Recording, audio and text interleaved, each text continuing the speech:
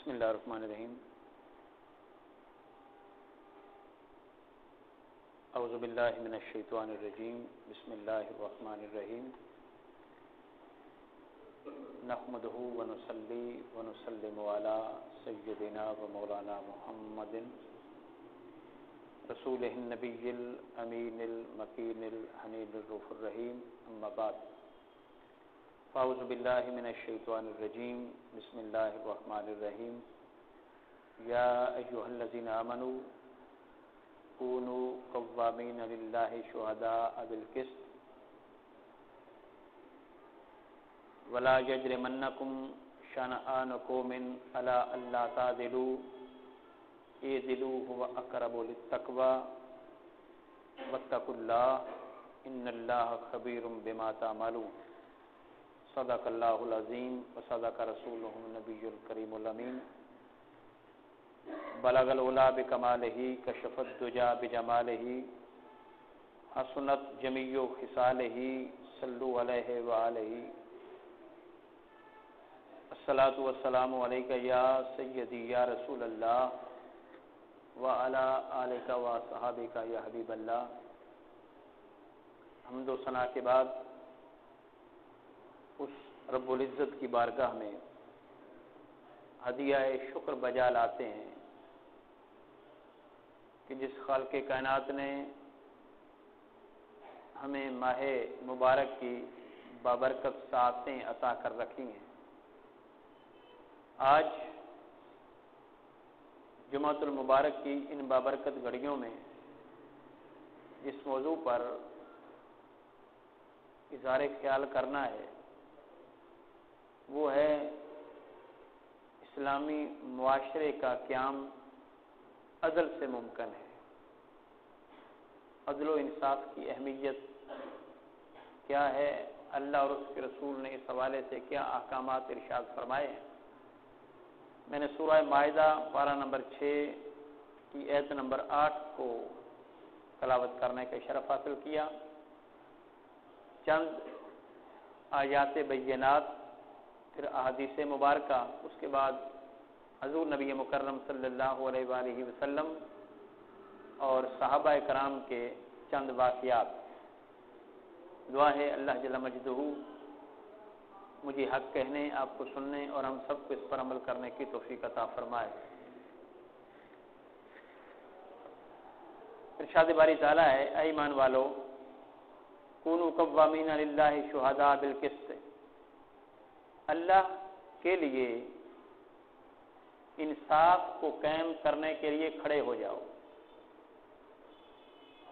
اللہ کی خاطر انصاف کے نظام کو بپا کرنے کے لیے کھڑے ہو جاؤ. ولا یجرمنکم شنآن قوم، اور کسی قوم کی دشمنی تمہیں اس بات پر برانگیختہ نہ کرے کہ تم اس سے عدل نہ کرو. یعنی جب عدل و انصاف کی بات آئے تو مد مقابل اگرچہ تمہارا دشمن ہی کیوں نہ ہو، عدل کا دامن ہاتھ سے نہ چھوڑو. اعدلوا، پھر بھی عدل کرو اگر مد مقابل دشمن ہے. وَأَقْرَبُ لِلتَّقْوَى، یہ عدل کرنا تقوی کے بہت قریب ہے. یعنی اگر تم عبادت و ریاضت اور اللہ اور اس کے رسول کی فرما برداری کے اعمال بپا کرنا چاہتے ہو تاکہ تقوی حاصل ہو، خدا کا قرب حاصل ہو، خدا کی میت صحبت سنگت حاصل ہو، خدا کا ڈر طبیعت میں آئے، تو اس کا سب سے زیادہ جو ہتھیار ہے، جو ذریعہ ہے، وہ عدل ہے. عدل کے ذریعے تم تقوی کو حاصل کر سکتے ہو. واتقوا اللہ، سو اللہ سے ڈرو. ان اللہ خبیر بما تعملون، بلا شبہ اللہ تمہارے کاموں سے آگاہ ہے، وہ جانتا ہے. تفسیر میں جائے بغیر چند آیات کا ترجمہ کر لیتے ہیں، اسی سے بات کو سمجھ آ جائے گی. سورہ حجرات آیت نمبر 9 میں فرمایا اقسطوا ان اللہ یحب المقسطین، لوگوں عدل کیا کرو. بلا شبہ اللہ تم میں سے جو عدل کرتے ہیں ان سے محبت کرتا ہے. اور پھر فرمایا ان اللہ یامر بالعدل والاحسان، سورہ النحل آیت نمبر 90، اللہ تعالیٰ تمہیں حکم دیتا ہے کہ عدل کرو، والاحسان، اور اللہ تمہیں حکم دیتا ہے کہ لوگوں کے ساتھ بھلائی سے پیش آؤ۔ اور پھر فرمایا اذا حکمتم بین الناس ان تحکموا بالعدل، جب تم لوگوں کے درمیان فیصلہ کرنے لگو تو عدل سے فیصلہ کرو۔ مد مقابل اگرچہ تمہارا قریبی رشتہ دار ہی کیوں نہ ہو، بلکہ یہاں تک فرمایا حدیث پاک میں آقا نے فرمایا کہ اگرچہ مد مقابل تمہاری اولاد اور تمہارے والدین ہی کیوں نہ ہوں، پھر بھی عدل کرو۔ اور پھر ایک مقام پر فرمایا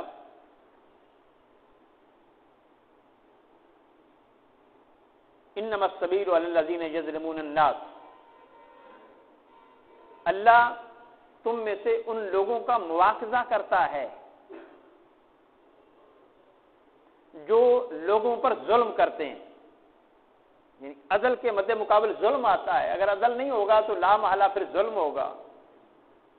اور پھر ظالم کے ساتھ کیا سلوک قرآن نے کہا، فرمایا انما السبیل علی الذین یظلمون الناس، اللہ ان لوگوں کی پکڑ کرتا ہے جو لوگوں پر ظلم کرتے ہیں، وَيَبْغُونَ فِي الْأَرْضِ بِغَيْرِ الْحَقِّ، اور اللہ ان لوگوں کی بھی پکڑ کرتا ہے جو زمین میں لوگوں پر زیادتی کرتے ہیں، فساد بپا کرتے ہیں، فتنہ بپا کرتے ہیں۔ اولئک لہم عذاب علیم، اور ایسے لوگوں کو اللہ دردناک عذاب سے دوچار کرتا ہے۔ اور پھر فرمایا سورہ قصص میں وَمَا كُنَّا مُهْلِكَ الْقُرَىٰ إِلَّا وَأَهْلُهَا ظَالِمُونَ، فرمایا اللہ نے جب بھی کسی بستی کو تباہ کیا ہے، کسی قوم کو عذاب دیا ہے، تو اللہ نے اس کے بغیر عذاب نہیں دیا۔ دو وجہ بیان کی کہ اس سے پہلے کہ اللہ عذاب دینے سے پہلے اس قوم پر اپنا پیغمبر بھیجتا ہے، اپنا رسول بھیجتا ہے، نبی بھیجتا ہے، جو انہیں حق اور باطل کے راستے میں تمیز سکھاتے ہیں، جو انہیں اللہ اور اس کے رسول کی طرف دعوت دیتے ہیں، جو حق بات کرتے ہیں، اور اگر وہ نہیں مانتے تو پھر اللہ عذاب دیتا ہے۔ اور دوسری وجہ اللہ جل مجدہ کی کہ وہ اپنے بندوں کو عذاب کیوں دیتا ہے، فرمایا وَمَا كُنَّا مُهْلِكَ الْقُرَىٰ، اللہ کسی بھی علاقے بستی میں اس وقت تک عذاب نازل نہیں کرتا الا وَأَهْلُهَا ظَالِمُونَ، جب تک وہاں کے رہنے والے ایک دوسرے پر ظلم نہ کرنے لگ جائیں۔ جب وہ بستی، جب وہ معاشرہ، جب وہ ملک، جب وہ قوم ایک دوسرے پر ظلم کرتے ہیں اور اس معاشرے میں عدل و انصاف نام کی کوئی چیز نہیں رہتی،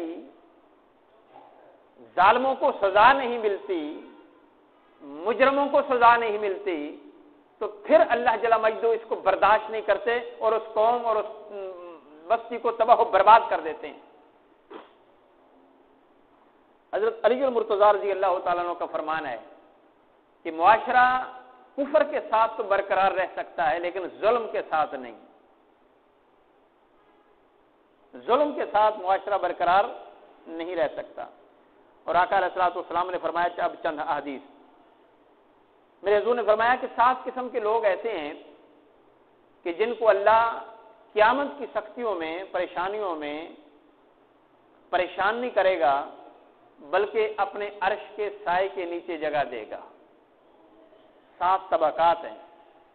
فرمایا ایک طبقہ ان جوانوں کا ہے جن کی جوانیاں پاکیزہ ہیں، جو جوانی میں اپنے کردار کے دھنی ہیں اور اپنے احوال اور کردار کو پاکیزہ رکھا ہوا ہے۔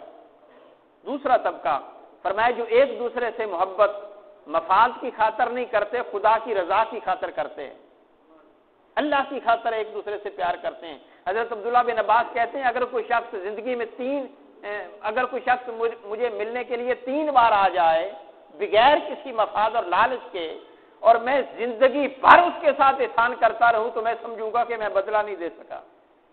بغیر کسی لالچ اور مفاد کے صرف اللہ کی خاطر ملنے کے لیے آیا ہے۔ تو جو اللہ کی خاطر ایک دوسرے سے پیار کرتے ہیں اللہ قیامت کے دن ان کو اپنے عرش کا سایہ نصیب کرے گا۔ اور تیسرا طبقہ ان لوگوں کا جو مسجد میں آتے ہیں تو ان کا دل لگتا ہے مسجد میں، وہ اس انتظار میں نہیں ہوتے کہ کب جان چھوٹے، مسجد میں جن کا دل لگتا ہے۔ اور چوتھا وہ طبقہ کہ جب وہ گناہ پر قادر ہوتے ہیں، کوئی رکاوٹ نہیں ہوتی، اور پھر ڈر جاتے ہیں کہ میرا رب مجھ سے ناراض ہو جائے گا، تو فرمایا ایسا طبقہ جو گناہ سے ڈر جائے خدا کے لیے، اللہ اس کو اپنے عرش کے سائے کے نیچے جگہ دے گا۔ اور پانچواں طبقہ فرمایا جو صدقہ و خیرات کرتے ہیں، اللہ کے غریب بندوں پر، مسکینوں پر، یتیموں پر ان کی مدد کرتے ہیں، اور اس مدد کے ذریعے ان کا کوئی مقصد دکھاوا نہیں ہوتا، نیک بننا نہیں ہوتا، پرہیزگار معاشرے میں اپنے آپ کو کہلوانا نہیں ہوتا، فقط خدا کی رضا ہوتی ہے اور اللہ کی مخلوق کی رضا ہوتی ہے بس۔ اور چھٹا طبقہ فرمایا وہ لوگ جو اللہ سے ہم کلام ہوتے ہیں، بات کرتے ہیں، یاد اللہ کو کرتے ہیں، فقط اسی کی محبت کی خاطر، اس کی محبت کی خاطر اس سے بات کرتے ہیں، اس کو یاد کرتے ہیں۔ فرمایا یہ لوگ بھی وہ ہیں جن کو اللہ عرش کے سائے کے نیچے جگہ دے گا۔ اور ساتواں طبقہ ان حکمرانوں کا جو عادل ہیں، جو رعایا کے حقوق پورے کرتے ہیں، جو معاشرے میں ناانصافی نہیں ہونے دیتے، جو ظالم چور ڈاکو لٹیرے کو سزا دیتے ہیں، پرامن معاشرہ قائم کرتے ہیں سزا کے بدلے میں۔ تو فرمایا ایسا طبقہ حکمرانوں کا قیامت کے دن اللہ اپنے عرش کے سائے کے نیچے اس کو جگہ دے گا۔ اور حضرت سیدہ عائشہ صدیقہ رضی اللہ تعالی عنہا فرماتی ہیں کہ اللہ جل مجدہ ایسے شخص کو بلکہ پوری قوم کو پاک نہیں کرتا، اللہ ایسی قوم کو پاک نہیں کرتا جس قوم میں عدل نہیں ہوتا۔ اور یاد رکھ لیں ناانصافی کرنے والے حکمران ہوتے ہیں، ایک سوال پیدا ہوتا ہے نا، ناانصافی تو وہ حکمران کرتے ہیں، بددیانتی تو وہ کرتے ہیں، رعایا کے حقوق تو وہ غصب کرتے ہیں، لوٹ مار کا بازار تو انہوں نے گرم کر رکھا ہے، ہم پھر کیوں پکڑے جائیں گے؟ ہمیں عذاب کیوں ہوگا؟ ہمیں پاک کیوں نہیں کیا جائے گا؟ اس کا جواب بڑا سادہ ہے۔ حضرت امام علی مقام امام حسین نے فرمایا تھا، ایک جملہ ان کا سننا ہے، وہ کہتے ہیں معاشرہ بد سے بدتر برے لوگوں کی برائیوں سے نہیں ہوتا، معاشرہ بد سے بدتر برے لوگوں کی برائیوں سے نہیں ہوتا، نیک لوگوں کی خاموشی کی وجہ سے ہوتا ہے۔ جب ظلم ہوتا ہے، بددیانتی ہوتی ہے، دھوکہ ہوتا ہے، لوٹ مار ہوتا ہے، یہ سارا کچھ جب چلتا ہے تو جب اپنے آپ کو نیک کہنے والے، اپنے آپ کو مذہبی کہنے والا طبقہ، اپنے آپ کو عبادت و ریاضت میں مشغول رہنے والا طبقہ، وہ اس ظلم کے خلاف آواز ہی بلند کرنے کے لیے تیار نہیں ہوتا، تو پھر اللہ کا عذاب آتا ہے اس قوم پر، پھر اللہ اس قوم کو پاک نہیں کرتا۔ ایک شخص آقا علیہ الصلوۃ والسلام سے پہلے زمانہ جاہلیت میں، بلکہ پہلی قوموں میں ایک بستی پر عذاب آیا، اللہ نے فرمایا کہ اس بستی کو تباہ کر دیا جائے، تو انہوں نے کہا کہ باری تعالیٰ وہاں ایسا ایک تیرا بندہ بھی رہتا ہے جس نے پلک جھپکنے کے برابر بھی تیری نافرمانی میں وقت نہیں گزارا، ہم وقت تیری عبادت میں، ریاضت میں، یاد میں مشغول رہتا ہے،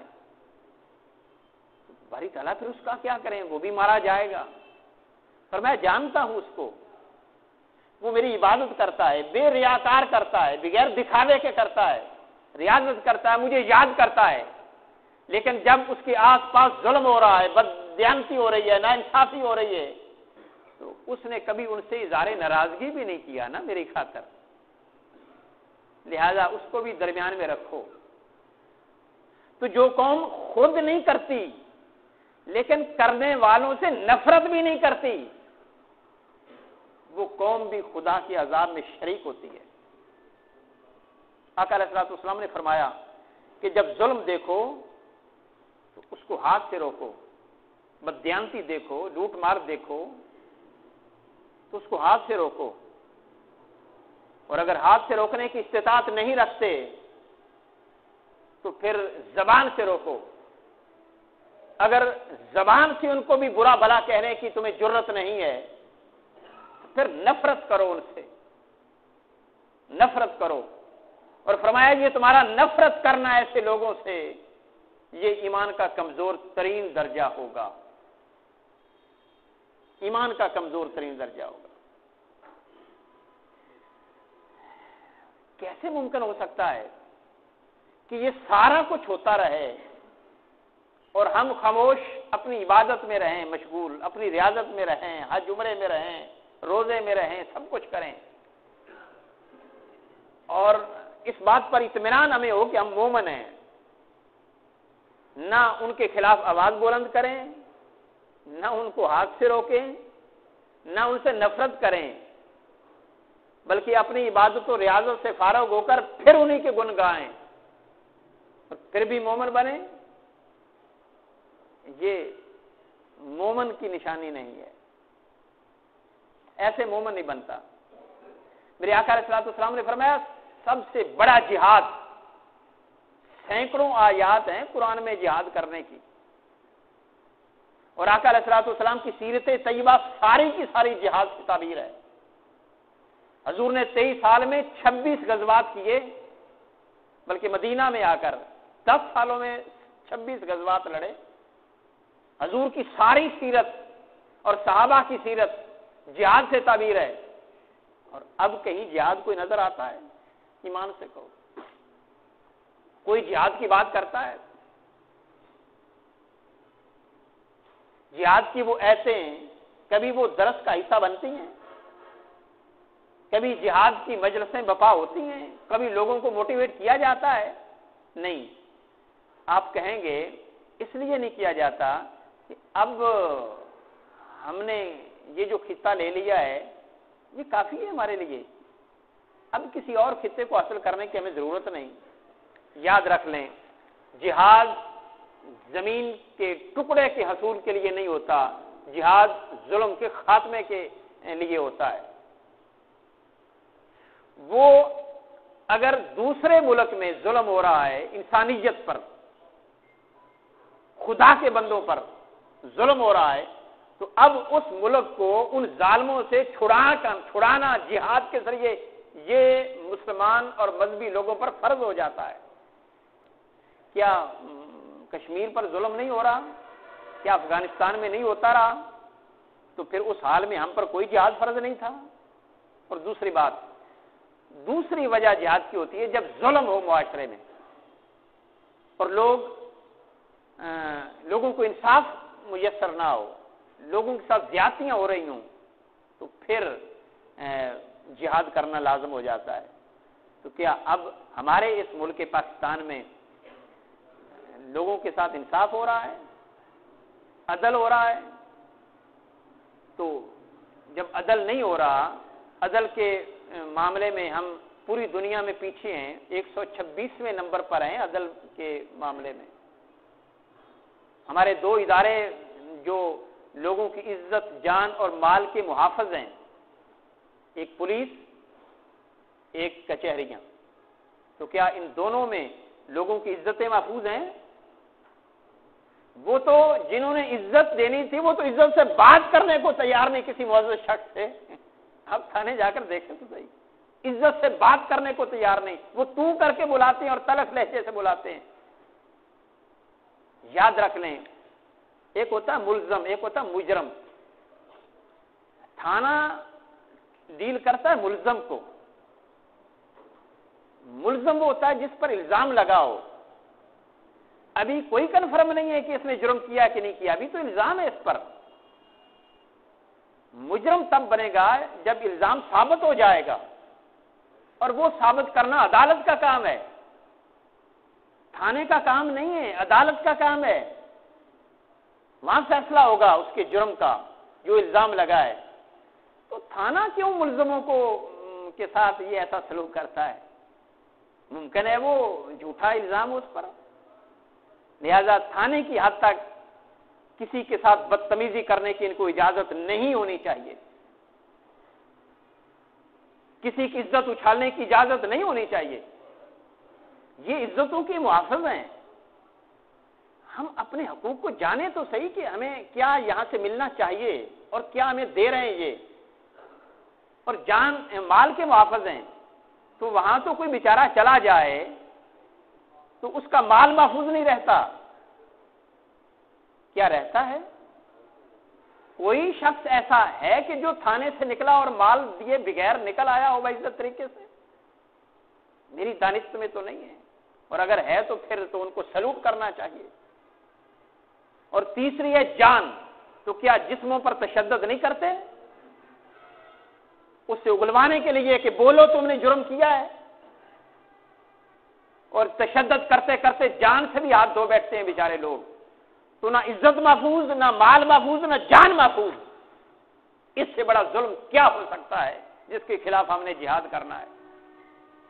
اور پھر کچہریوں پہ چلے جائیں تو وہاں کیا ہوتا ہے؟ وہاں بھی یہی دھندا ہے۔ 126ویں 27ویں نمبر پر نہیں آیا ملک، وہاں تو 50 کا اسٹامپ جج کے سامنے 200 کا بکتا ہے۔ وہاں تو ہر شخص اس کا اہلکار جو صرف آواز دیتا ہے کہ جج آپ کو انصاف دینے کے لیے بلا رہا ہے، وہ بھی رشوت لیتا ہے آواز دینے کی، اور جج کو بھی پتا ہے کہ لے رہا ہے۔ وہ تو فیصلہ لکھنے والا، جج نے فیصلہ دے دیا، اب فیصلہ لکھنا ہے ریڈر نے، وہ بھی پیسے لے رہا ہے کہ جج نے تمہیں بری کر دیا، اب بریت کا فیصلہ لکھنا ہے، اب بھی پیسے دو، اور صاحب کو پتا ہے۔ اس سے بڑھ کر ظلم کیا ہے؟ تو خدارا جو اللہ اور اس کے رسول کی تعلیمات ہے، وہ ایسا نظام دیکھنے کے بعد مطمئن رہنے کی تعلیمات نہیں ہے۔ قرآن نے کہا اٹھو انصاف کے لیے، انصاف کے نظام کے لیے اٹھو، قرآن نے کہا، اور ہم خاموش ہیں۔ ہمیں کیا غرض؟ جب ہم پر بیتے گی پھر دیکھیں گے کیا ہوتا ہے۔ دوسرے جائیں جہنم میں، ہمیں اس سے کیا غرض؟ یہ سوچ اسلام میں قبول نہیں ہے۔ ایسی سوچ رکھنے والا میرے نبی مکرم صلی اللہ علیہ وسلم اس کو اپنی امت سے بری کر دیتے ہیں، آزاد کر دیتے ہیں، نکال دیتے ہیں۔ میرے آقا علیہ الصلوۃ والسلام نے فرمایا جو انصاف نہیں کرتا، جو حاکم اور قاضی انصاف نہیں کرتا، میں اس سے بری ہوں، بیزار ہوں۔ گویا فرمایا میرا اس کے ساتھ کوئی تعلق نہیں ہے۔ اور پھر حضور نے فرمایا جو حکمران خیانت کرتا ہے، بددیانتی کرتا ہے، رعایا کے حقوق غصب کرتا ہے، وہ اس حالت میں مر گیا، اللہ اس پر جنت حرام کر دیتا ہے، وہ جنت میں نہیں جائے گا۔ اور اس کے بدلے میں جو عادل ہے، میرے حضور نے فرمایا وہ زمین پر خدا کا سایہ ہے، وہ زمین پر خدا کا سایہ ہے۔ اور پھر حضور نبی مکرم صلی اللہ علیہ وآلہ وسلم کی زندگی عدل سے تعبیر ہے۔ آپ بچپن دیکھیں میرے نبی مکرم کا، آپ نے وہ واقعہ سنا علماء سے، خطباء سے، جب حضور حلیمہ سعدیہ کے گھر گئے، بچپنا ہے، تو آپ کا ایک رضائی بھائی بھی تھا، تو میرا نبی بچپن میں بھی اپنی طرف کا دودھ پیتے ہیں، دوسرے کا دودھ نہیں۔ بدل دیکھیں میرے حضور کا۔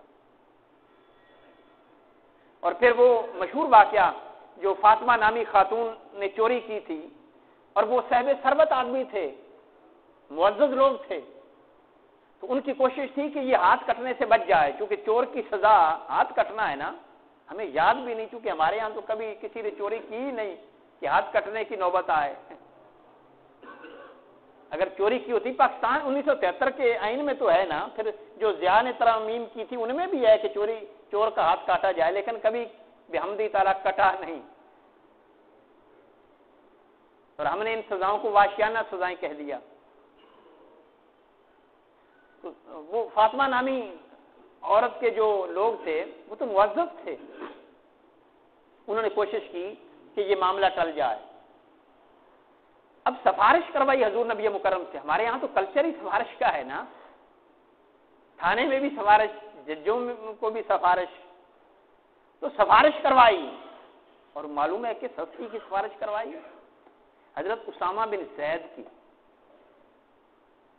حضرت اسامہ بن زید حضور کو بہت پیارے تھے، بہت بڑا لاڈ کرتے تھے میرے نبی ان کے ساتھ۔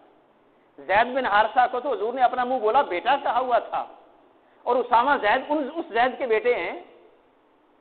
اور فتح مکہ کے موقع پر بھی میرے نبی مکرم کے ساتھ جو بیٹھے تھے وہ حضرت اسامہ بن زید تھے. تاجدار کائنات صحابہ کہتے ہیں کہ حضرت اسامہ بن زید کی ناک خود صاف کیا کرتے تھے اور جب وہ آ جاتے ان کو گود میں بیٹھ کر چوما کرتے تھے. اتنا پیارا جوان وہ سفارش کے لیے آیا تو میرے نبی مکرم کا رنگ بدل گیا, جلال میں آ گئے. فرمایا تم سے پہلے قوموں کی تباہی کی وجہ یہ تھی کہ جب کوئی طاقتور اور امیر آدمی برائی کرتا اور چوری کرتا اور جرم کرتا تو اس کو معاف کر دیا جاتا, اور جب غریب کرتا تو اس کی پکڑ کی جاتی. خدا کی قسم تم تو فاطمہ بنت اسد کی بات کرتے ہو, اگر فاطمہ بنت محمد بھی ہوتی تو محمد ان کا ہاتھ کاٹنے سے گریز نہ کرتا صلی اللہ علیہ وسلم. تو آقا نے فرمایا جو قومیں تباہ ہوئی ان کی وجہ یہ بنی تھی کہ وہاں انصاف غریبوں کے لیے تھا, سزائیں صرف غریبوں کے لیے تھی, قانون صرف غریبوں کے لیے حرکت میں آتا تھا, طاقتور کے لیے کوئی قانون نہیں تھا, کوئی انصاف نہیں تھا, کوئی سزا نہیں تھی, کوئی جیل نہیں تھی, کچھ نہیں تھا. تو وہ تباہ ہو گئی. بتاؤ اب اگر پاکستان میں یہ چیزیں نہیں ہیں تو پھر تباہ نہیں ہوگا یہ پاکستان, اور تباہی کی طرف تیزی کے ساتھ رواں دواں نہیں ہے. یہ جو مہنگائی ہے, یہ مہنگائی ایسی ہوتی ہے 75 سالہ تاریخ میں اتنی مہنگائی تیزی کے ساتھ نہیں آئی, تو پھر سمجھو یہ خدا کا عذاب نہیں ہے تو اور کیا ہے. ڈبل ٹرپل چیزیں ہو گئیں, اور وہ تو کئی سالوں میں ہوا کرتی تھیں, اب تو دنوں میں ہوئی ہیں.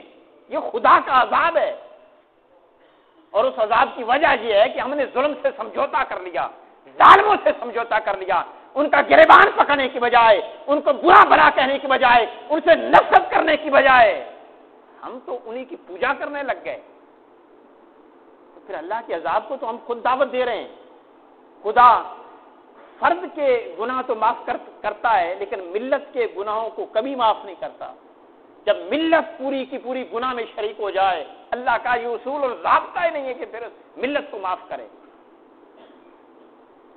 تو حضور نبی مکرم صلی اللہ علیہ وآلہ وسلم کے پاس ایک یہودی اور مسلم کا کیس آیا, تو میرے نبی نے دونوں کے دلائل سنے اور فیصلہ یہودی کے حق میں کر دیا. یہودی کے حق میں فیصلہ کر دیا. قربان جائے میرے نبی کے عدل پر اور اسلام کے عدل پر کہ اگر مد مقابل پرایا ہے, یہودی ہے, اگر حق پر ہے پھر بھی فیصلہ ان کے حق میں ہو رہا ہے. حضرت علی المرتضیٰ کے ساتھ یہ واقعہ پیش آیا کہ ذرا تھی, یہودی نے کہا میری ہے, تھی حضرت علی کی رضی اللہ تعالیٰ عنہ. معاملہ قاضی کے پاس چلا گیا. قاضی نے کہا حضرت علی سے آپ خلیفہ وقت ہیں, پیش ہونے کا حکم دیا اور آپ پیش ہوئے, خلیفہ وقت ہو کر قاضی کی عدالت میں پیش ہوئے. تو قاضی نے کہا آپ کی اگر ذرا ہے تو کوئی گواہ ہے آپ کے پاس؟ فرمایا ہاں ہے. کون؟ میرا بیٹا ہے حسن, اور عنبر میرا غلام ہے. تو فرمایا باپ کے لیے بیٹے کی گواہی قابل قبول نہیں ہوتی, غلام کی بھی گواہی قابل قبول نہیں ہوتی. لہذا اگرچہ آپ کی ہے لیکن آپ کے پاس کوئی گواہ نہیں, ہم یہودی کے حق میں فیصلہ دے رہے ہیں. دے دیا. یہودی نے جب یہ عدل و انصاف کا نظام دیکھا تو وہ حضرت علی کے قدموں میں گر پڑا. اس نے کہا میں آپ کے اسلام کے نظام عدل سے متاثر ہو کر اسلام قبول کرتا ہوں, یہ ذرہ آپ کی تھی, آپ کو واپس کرتا ہوں. آپ نے فرمایا اب میری نہیں, میں تحفہ تم تجھے ہی دیتا ہوں. یہ تھا نظام عدل. اب ہے یا اب ضرورت نہیں اس نظام عدل کی؟ حضرت فاروق اعظم رضی اللہ تعالی عنہ اپنی کیبنٹ اور مجلس شورا کے سامنے پیش ہوئے. کوئی کسی اہم موضوع پر بات کرنی تھی, کیبنٹ اسمبلی میں آئے تو جب بات کرنے لگے تو ایک شخص کھڑے ہو گئے, اور وہ شخص بھی معمولی نہیں تھے, حضرت سلیمان فارسی تھے رضی اللہ تعالیٰ عنہ. وہ کھڑے ہو گئے, انہوں نے کہا فاروق اعظم ہم آپ کی بات اس وقت تک سننے کے لیے تیار نہیں ہوں گے جب تک آپ ایک بات کا جواب نہ دیں. یہ جو کرتا پہنا ہے آپ نے, یہ باہر سے مال غنیمت میں چادریں آئی تھی اور ایک ایک چادر سب کو ملی ہے, ایک چادر سے کرتا کسی کا نہیں بنتا.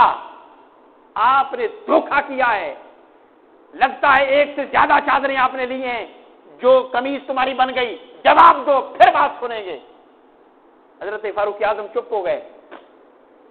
آپ نے اپنے بیٹے کو بلایا, بیٹے کے آنے تک تعطل رہا, سماعت ملتوی رہی.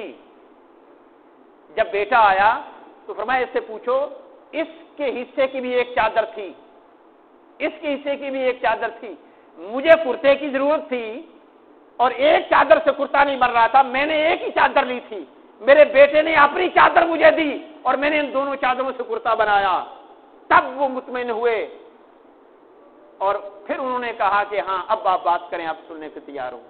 حاکموں کا ایسے محاسبہ ہوتا تھا اس وقت، جب ہوتا تھا تو اسلام سپر پاور تھا، اب نہیں ہوتا تو اب مسلمان ذلیل ترین ہو رہے ہیں۔ اور پھر حضرت فاروق اعظم رضی اللہ تعالیٰ عنہ کا بیٹا تجارت کے لیے گیا، جب کسی ریاست میں گیا تو وہاں کے گورنر نے آپ کو پروٹوکول دیا کہ خلیفہ وقت کا بیٹا ہے، بڑا پروٹوکول دیا، تو پروٹوکول دیا تو پوچھا کیا کرنے آئے ہیں، تو کہا میں نے تجارت کرنی ہے۔ پھر انہوں نے رعایت برتی اور بیت المال سے، سرکاری خزانے سے لون دیا، ان کو قرض دیا کہ آپ یہ قرضہ لے لو، آپ کاروبار کرو، پھر قرضہ واپس کر دینا۔ تو قرضہ لے کر کاروبار کیا اور قرضہ واپس کر دیا، اور قرضہ واپس کر کے پھر مدینہ آئے، باپ سے ملے، باپ نے پوچھا کاروبار کے بارے میں، تجارت کے سفر کے بارے میں، تو کہا بہت اچھا منافع ہوا۔ پوچھا کیسے؟ فلاں کے گورنر نے مجھے لون دیا تھا۔ تو حضرت فاروق اعظم جلال میں آ گئے، فرمایا کیا وہاں کی ہر باشندے کو ایسے لون لینے کی سہولت ہے؟ ہر باشندے کو اجازت ہے اور سہولت ملتی ہے؟ اس نے کہا نہیں۔ فرمایا پھر یہ مال جو منافع تم نے لیا ہے یہ تم پر حرام ہے۔ حضرت فاروق اعظم نے چیئرمین بیت المال کو بلایا اور کہا کہ یہ سارے کا سارا بیت المال میں جمع کر دیا جائے۔ یہ انصاف ہے، اور حضرت فاروق اعظم نے انصاف کیا۔